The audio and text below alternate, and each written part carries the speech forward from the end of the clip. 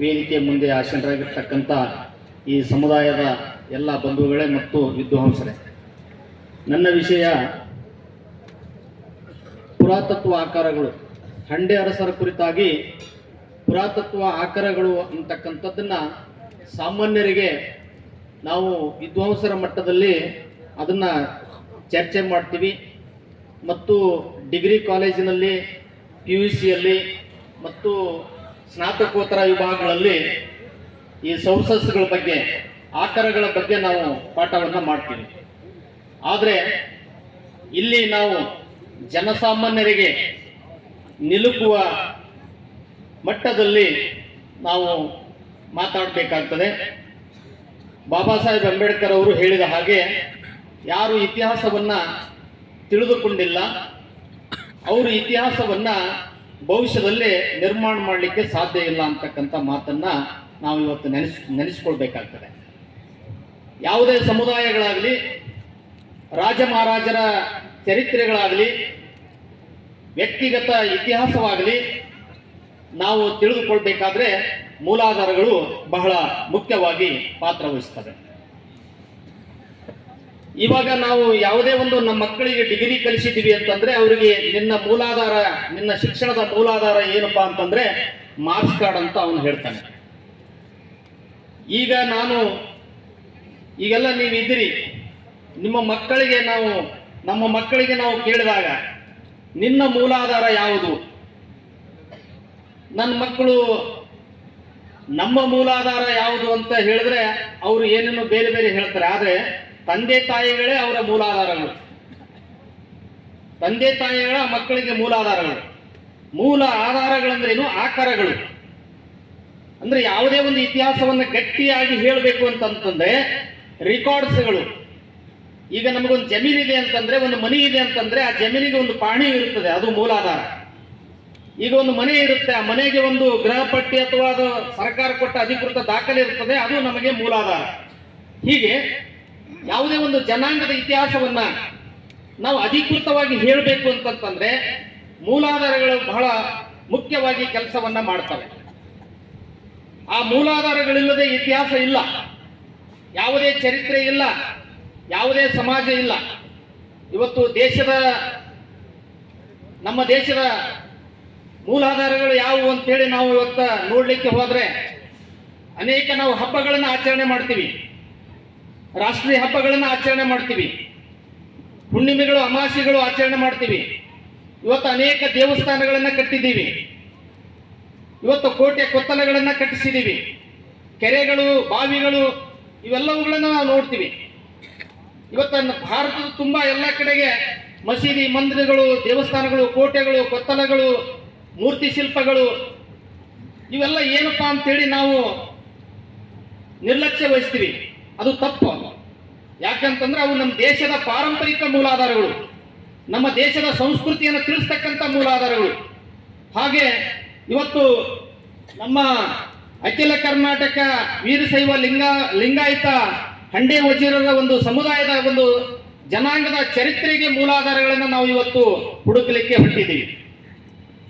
ನಮ್ಮ ಹಿರಿಯರು ಆಗಿರ್ತಕ್ಕಂಥ ಪ್ರೊಫೆಸರ್ SC ಪಾಟೀಲ್ ಸರ್ ಅವರು, ಸುಮಾರು ಅವರು ನನಗೆ 25 ವರ್ಷಗಳಿಂದ ಅವರು ನಮ್ಮ ಒಡನಾಟ.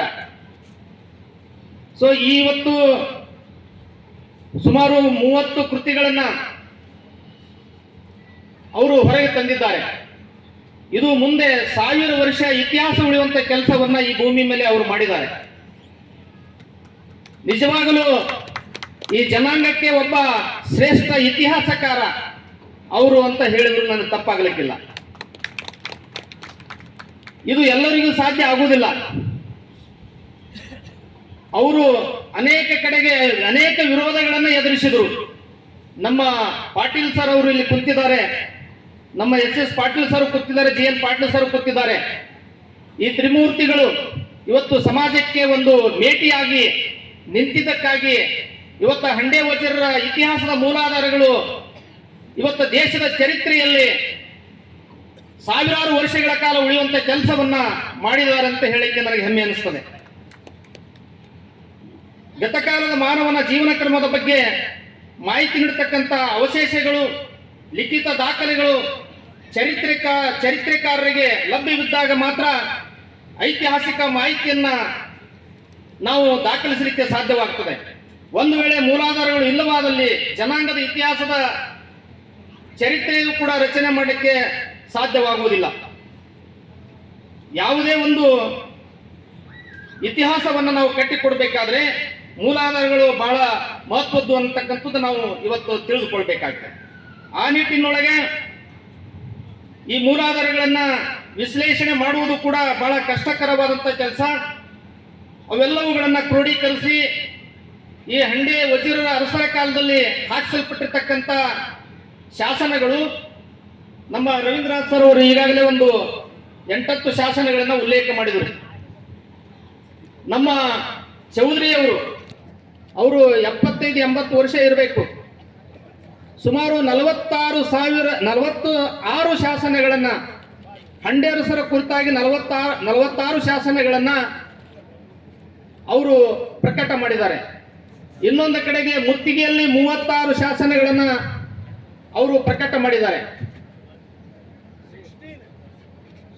ಆ ಶಾಸನಗಳು 16 ಶಾಸನಗಳು, ಆ ಎಲ್ಲ ಶಾಸನಗಳು ಇವತ್ತು ಹಂಡೆ ಅರಸರು ಎಲ್ಲೆಲ್ಲಿ ದೇವಸ್ಥಾನಗಳನ್ನು ಕಟ್ಟಿಸಿದ್ದಾರೆ, ಎಲ್ಲಿ ಬಾವಿಗಳನ್ನು ಕಟ್ಟಿಸಿದ್ದಾರೆ, ಎಲ್ಲಿ ಕೆರೆಗಳನ್ನು ಕಟ್ಟಿಸಿದ್ದಾರೆ, ಮತ್ತು ಆ ಕಾಲದಲ್ಲಿ ಹೊರಡಿಸಲ್ಪಟ್ಟಿರ್ತಕ್ಕಂಥ ವೀರಗಲ್ಲುಗಳು, ಆ ಶಾಸನಗಳಲ್ಲಿ ಉಲ್ಲೇಖವಾಗಿರ್ತಕ್ಕಂಥ ನಾಣ್ಯಗಳು, ಮತ್ತು ಅವರು ಕಟ್ಟಿಸಿರ್ತಕ್ಕಂಥ ಕೋಟೆಗಳು, ಅರಮನೆಗಳು, ಇವೆಲ್ಲವುಗಳು ಪುರಾತತ್ವ ಮೂಲಾಧಾರಗಳಾಗಿ ಇಟ್ಟುಕೊಂಡು ಇತಿಹಾಸವನ್ನು ರಚನೆ ಮಾಡಬೇಕಾಗ್ತದೆ. ಆ ಒಂದು ನಿಟ್ಟಿನಲ್ಲಿ ಹೊಸ ದೃಷ್ಟಿಕೋನವನ್ನು ಇಟ್ಟುಕೊಂಡು ಇವತ್ತಿನ ವಿಚಾರ ಸಂಕಿರಣದಲ್ಲಿ ಈ ಮೂಲಾಧಾರಗಳ ಕುರಿತಾಗಿ ಚರ್ಚೆಗೊಳಪಡಿಸಿರುವಂಥದ್ದು ಬಹಳ ಸ್ವಾಗತಾರ್ಹವಾಗಿರ್ತಕ್ಕಂಥ ವಿಷಯ. ಭೂತ್ ಖನನಗಳ ಬಗ್ಗೆ ಹಂಡೆ ಅರಸರ ಒಂದು ಇತಿಹಾಸದ ಕುರಿತು ಅರಮನೆ ಆಗಲಿ, ಕೋಟೆ ಕೊತ್ತಲಗಳಾಗಲಿ ಭೂತ್ ಖನನಗಳು ನಡೆದಿಲ್ಲ. ಆದರೆ ವಿಜಯನಗರೋತ್ತರ ಕಾಲದಲ್ಲಿ ಹಾಕಿಸಲ್ಪಟ್ಟಿರ್ತಕ್ಕಂಥ ಶಾಸನಗಳಾಗಲಿ, ಮೂರ್ತಿ ಶಿಲ್ಪಗಳಾಗಲಿ, ಕೋಟೆಗಳಾಗಲಿ, ಅರಮನೆಯ ಅವಶೇಷಗಳಾಗಲಿ ಅನೇಕ ಕಡೆಗೆ ಭೂಮಿ ಅಗೆಯುವಾಗ ಕೆಲವು ಶಾಸನ ಮತ್ತು ಶಿಲ್ಪಗಳು ಬೆಳಕಿಗೆ ಬಂದಿದ್ದಾವೆ. ಅವುಗಳನ್ನು ಆಧರಿಸಿ ಹಂಡೆ ಅರಸರ ಚರಿತ್ರೆಯ ಭೂತ್ ಖನನಗಳಲ್ಲಿ ಹಂಡೆ ಅರಸರ ಚರಿತ್ರೆಯನ್ನು ಕೂಡ ನಾವು ಗಮನಿಸಬೇಕಾಗಿರ್ತಕ್ಕಂಥದ್ದು ಇವತ್ತಿನ ಮುಂದಿನ ಸವಾಲಾಗಿದೆ. ಶಾಸನಗಳ ಬಗ್ಗೆ ರವೀಂದ್ರನಾಥ್ ಸರ್ ಅವರು ಈಗಾಗಲೇ ಹೇಳಿದ್ದಾರೆ. ಅವು ಶಿಲಾಫಲಕಗಳ ಮೇಲೆಗೆ, ಬಂಡೆಗಲ್ಲುಗಳ ಮೇಲೆ, ಶಿಲಾಸ್ತಂಭಗಳ ಮೇಲೆ, ಕೆಲವು ಕಡೆಗೆ ಗುಹಾಲಗಳ ಮೇಲೆಗೆ, ಕೆಲವು ಕಡೆ ದೇವಾಲಯಗಳ ಮೇಲೆಗೆ, ಮತ್ತು ತಾಮ್ರಪಟಗಳ ಮೇಲೆಗೆ, ಕಬ್ಬಿಣದ ವಸ್ತುಗಳ ಮೇಲೆಗೆ, ಬೆಳ್ಳಿಯ ವಸ್ತುಗಳ ಮೇಲೆಗೆ ಶಾಸನಗಳನ್ನು ನಮ್ಮ ಪ್ರಾಚೀನ ಅರಸರು ಹೊರಡಿಸಿದ್ದಾರೆ. ಅವೆಲ್ಲವುಗಳನ್ನು ಒಂದು ಕಡೆಗೆ ದಾಖಲಿಸಿದ್ದಾರೆ. ಅವು ಸಂಸ್ಕೃತ ಆಗಿರ್ಬೋದು, ತಮಿಳು ಆಗಿರ್ಬೋದು, ತೆಲುಗು ಆಗಿರ್ಬೋದು, ಕನ್ನಡ ಆಗಿರ್ಬೋದು, ಮಲಯಾಳಿ ಆಗಿರ್ಬೋದು, ಪರ್ಷಿಯನ್ ಆಗಿರ್ಬೋದು, ಅರೇಬಿಕ್ ಭಾಷೆಗಳಲ್ಲಿ ಆ ಶಾಸನಗಳನ್ನು ಬರೆಸಿದ್ದಾರೆ. ಹಂಡೆ ಅರಸರ ಮನೆತನಕ್ಕೆ ಸಂಬಂಧಿಸಿದಂತೆ ಲಭ್ಯವಾದ ಶಾಸನಗಳನ್ನು ಇಟ್ಟುಕೊಂಡು ಈಗಾಗಲೇ ಸುಮಾರು 25ಕ್ಕಿಂತ ಹೆಚ್ಚು ಕೃತಿಗಳನ್ನು ಹೊರಗೆ ತರಲಾಗಿದೆ. ಅವೆಲ್ಲವುಗಳ ಕುರಿತಾಗಿ ಸಾಹಿತ್ಯವಾಗಿ, ಶೈಕ್ಷಣಿಕವಾಗಿ, ಧಾರ್ಮಿಕವಾಗಿ, ರಾಜಕೀಯವಾಗಿ, ಆಡಳಿತಾತ್ಮಕವಾಗಿ ಹಂಡೆ ಅರಸರು ಸಾಮಂತರಾಗಿ, ಅಧಿಕಾರಿಗಳಾಗಿ, ಊರಿನ ಗ್ರಾಮದ ಗೌಡರಾಗಿ, ಪೊಲೀಸ್ ಪಾಟೀಲರಾಗಿ, ಮಾಲಿ ಪಾಟೀಲರಾಗಿ, ಬಿರಾದಾರರಾಗಿ, ನಾಡಗೌಡರಾಗಿ, ದೇಶಮುಖಿಯಾಗಿ, ದೇಶಗತಿಗಳಾಗಿ, ಹೀಗೆ ಅವರ ಒಂದು ಅಡ್ಡೆಸರ ನಾಮಧೇಯಗಳು ಏನು ಬರ್ತಾವಲ್ಲ ಶಾಸನಗಳಲ್ಲಿ, ಅವೆಲ್ಲವುಗಳನ್ನು ನಾವು ಭೌತಿಕ ಇತಿಹಾಸದೊಂದಿಗೆ ಕಂಪ್ಯಾರಿಟಿವ್ ಮಾಡಿ ನೋಡಿದಾಗ ಇತಿಹಾಸದ ರೆಕಾರ್ಡ್ಸ್ಗಳು, ದಾಖಲೆಗಳು ಈ ಜನಾಂಗದ ಚರಿತ್ರೆಯನ್ನ ಗಟ್ಟಿಯಾಗಿ ಕಟ್ಟಿಕೊಡ್ಲಿಕ್ಕೆ ಈ ಎಲ್ಲ ಅಂಶಗಳು ನಮಗೆ ಸಹಾಯಕಾರಿಯಾಗಿದ್ದಾವೆ. ಹಂಡೆ ಅರಸರು ತಮಗೆ ಪ್ರಿಯವಾದ ಧಾರ್ಮಿಕ ವ್ಯವಸ್ಥೆಯ ಕ್ಷೇತ್ರದಲ್ಲಿ ಬಳ್ಳಾರಿ ಜಿಲ್ಲೆ, ರಾಯಚೂರು ಜಿಲ್ಲೆ ಮತ್ತು ಅನಂತಪುರ ಜಿಲ್ಲೆ, ಬಿಜಾಪುರ, ಬಾಗಲಕೋಟೆ ಪ್ರದೇಶದಲ್ಲಿ ಅನೇಕ ದೇವಸ್ಥಾನಗಳನ್ನು ಹಾಕಿಸಿದ್ದಾರೆ ಮತ್ತು ಕೋಟೆಗಳನ್ನು, ಕೆರೆಗಳನ್ನು ಕಟ್ಟಿಸಿದ್ದಾರೆ. ಹಳೆಯ ಧಾರವಾಡ ಜಿಲ್ಲೆಯ ಬಂಕಾಪುರದಲ್ಲಿ ಮಲ್ಕಪ್ಪ ನಾಯಕನ ಹೆಸರಿನಲ್ಲಿ, ಹಂಡೇರಸ ಮಲ್ಕಪ್ಪ ನಾಯಕನ ಹೆಸರಿನಲ್ಲಿ ಬಾವಿಗಳನ್ನು ಕಟ್ಟಿಸಿರ್ತಕ್ಕಂಥ ಚರಿತ್ರೆಯನ್ನ ಇವತ್ತು ಬಿಟ್ಟು ಹೋಗಿದ್ದಾರೆ. ಶಾಸನಗಳ ಕುರಿತಾಗಿ ಬಹಳಷ್ಟು ಶಾಸನಗಳು ಇವತ್ತು ಪಾಟೀಲ್ ಸರ್ ಪುಸ್ತಕದಲ್ಲಿ ಪ್ರಕಟ ಮಾಡಿದ್ದಾರೆ. ಅವೆಲ್ಲ ನಾಳೆಗೆ ಲೋಕಾರ್ಪಣೆಗೊಳ್ತಾ ಇದ್ದಾವೆ, ತಮ್ಮ ಕೈಗೆ ಸಿಗ್ತಾ ಇದ್ದಾವೆ.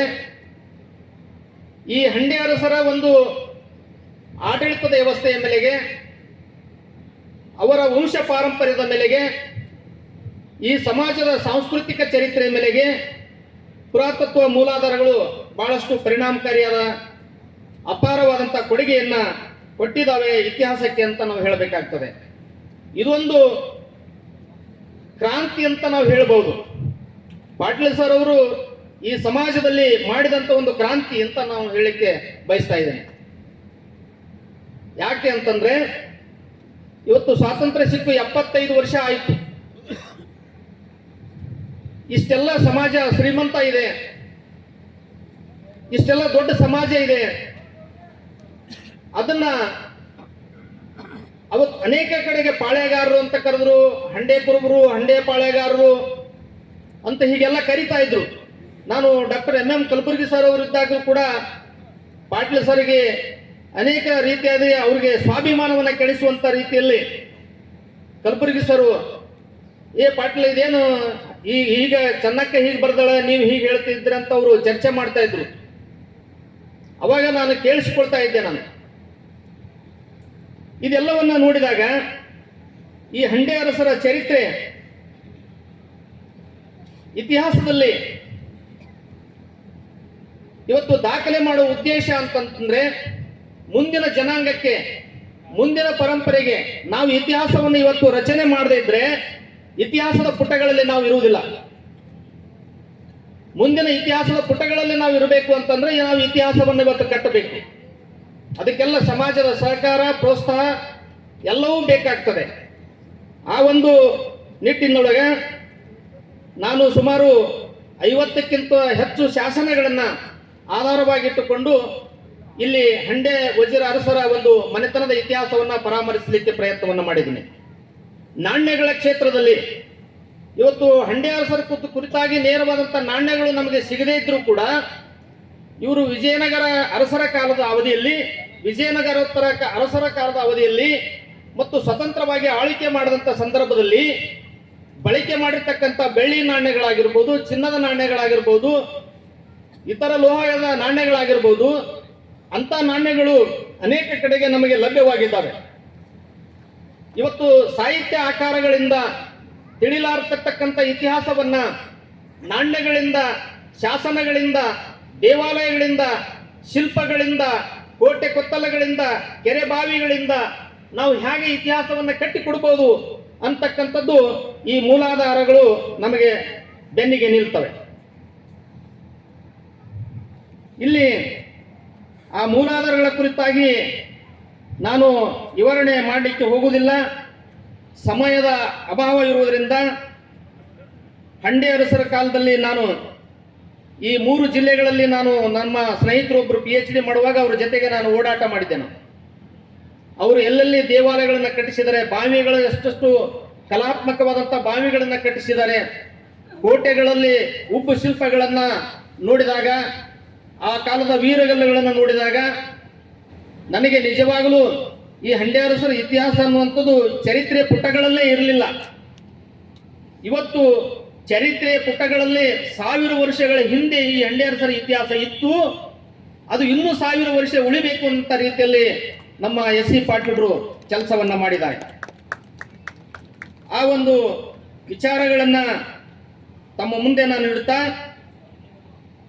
ನಾನು ವಿವರವಾದಂಥ ಮಾಹಿತಿಯನ್ನ ನನ್ನ ಪ್ರಬಂಧದಲ್ಲಿ ಕೊಡ್ತಾ ಇದ್ದೀನಿ.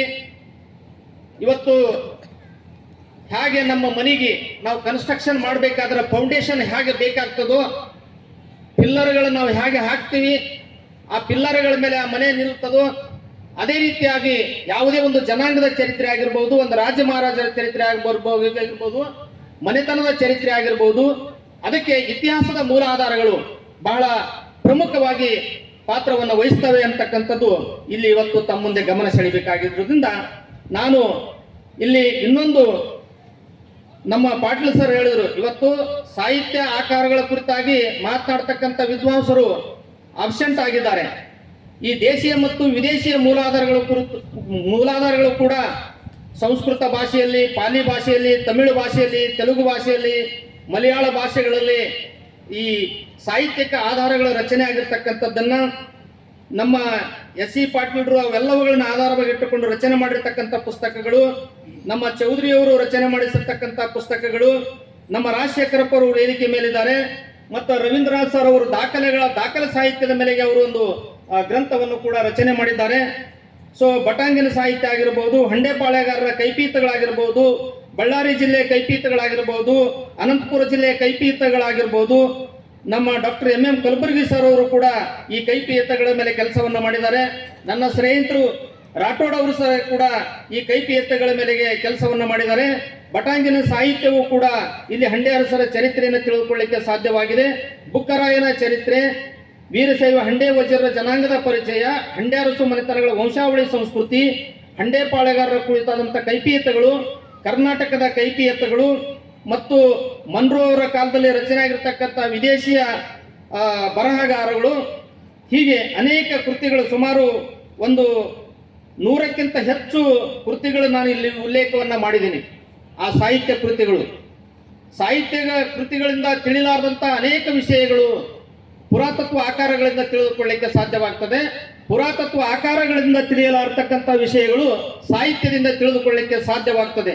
ಆ ನಿಟ್ಟಿನೊಳಗೆ ಇವತ್ತು ಹಂಡೆ ಅರಸರ ಚರಿತ್ರೆಯ ಅಧ್ಯಯನಕ್ಕಾಗಿ ಈ ಮೂಲಾಧಾರಗಳು ಪಾತ್ರ ಎಷ್ಟು ಮಹತ್ವದ್ದು ಅಂತಕ್ಕಂಥದ್ದು ತಮಗೆ ಕೆಲವು ದೃಷ್ಟಾಂತಗಳ ಮುಖಾಂತರ ಗಮನ ಸೆಳೆಯಲಿಕ್ಕೆ ಪ್ರಯತ್ನವನ್ನು ನಾನು ಮಾಡಿದ್ದೀನಿ. ಇಲ್ಲಿ ಈ ಒಂದು ವಿಷಯವನ್ನು ತಮ್ಮ ಮುಂದೆ ಪ್ರಸ್ತುತಪಡಿಸಲಿಕ್ಕೆ ಅವಕಾಶವನ್ನು ಮಾಡಿಕೊಟ್ಟಿರ್ತಕ್ಕಂಥ ಈ ಸಮುದಾಯದ ಹಿರಿಯರಾಗಿರ್ತಕ್ಕಂಥ ಎಸ್ ಪಾಟೀಲ್ ಸರು, GN ಪಾಟೀಲ್ ಸರು ಮತ್ತು ಎಲ್ಲ ಗಣ್ಯರು, ಸಮುದಾಯದ ಹಿರಿಯರು ಮತ್ತು ವೇದಿಕೆ ಮೇಲಿರ್ತಕ್ಕಂಥ ಅಧ್ಯಕ್ಷರಿಗೂ ತಮ್ಮೆಲ್ಲರಿಗೂ ನಾನು ವಂದಿಸಿ ನನ್ನ ಎರಡು ಮಾತುಗಳನ್ನು ಮುಗಿಸ್ತೇನೆ.